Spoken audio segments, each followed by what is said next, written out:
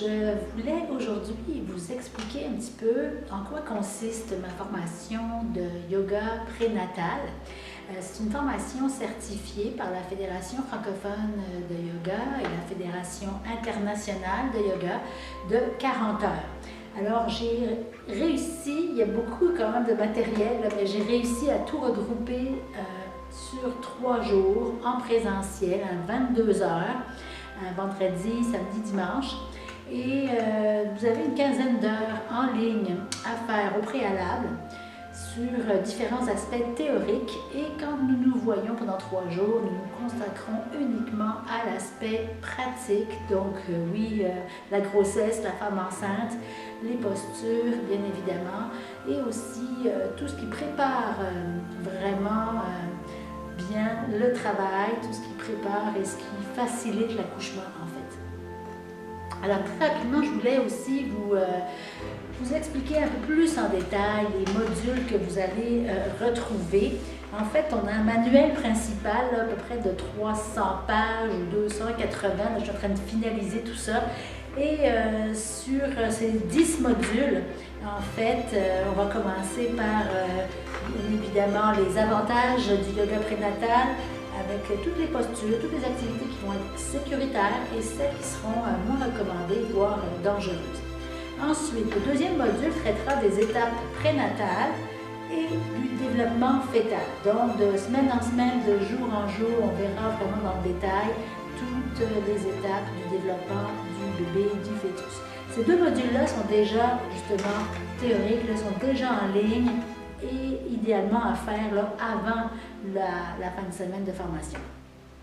Troisième module, il s'agit de tout ce qui est les réchauffements, les postures qui aident à échauffer, réchauffer le corps. Ce sont des postures, donc on peut les placer aussi ailleurs dans notre séance, évidemment. Quatrième module, ce sont les postures debout. Cinquième, les postures assises et les postures couchées sur le côté. Nous verrons pourquoi enceinte, il n'est plus possible de faire de posture sur le dos, hein, ni sur le ventre, bien sûr. Donc, voilà pour ce 5e module. Le 6e traitera particulièrement de la physiologie de la respiration, en lien avec la grossesse, bien sûr, et les pranayamas. L'enseignement des pranayamas, quel pranayama on privilégie pour les femmes enceintes. Le 7e module concernera l'enseignement et la pratique de la méditation, là encore approprié aux femmes enceintes, même si vous allez pouvoir vous servir de ce module-là en particulier pour plein d'autres publics, d'autres personnes, autant les jeunes que les adultes ou les aînés.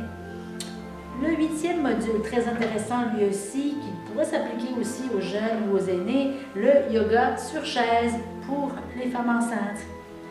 Et là-dedans, il y aura aussi l'utilisation de la chaise pour des postures debout.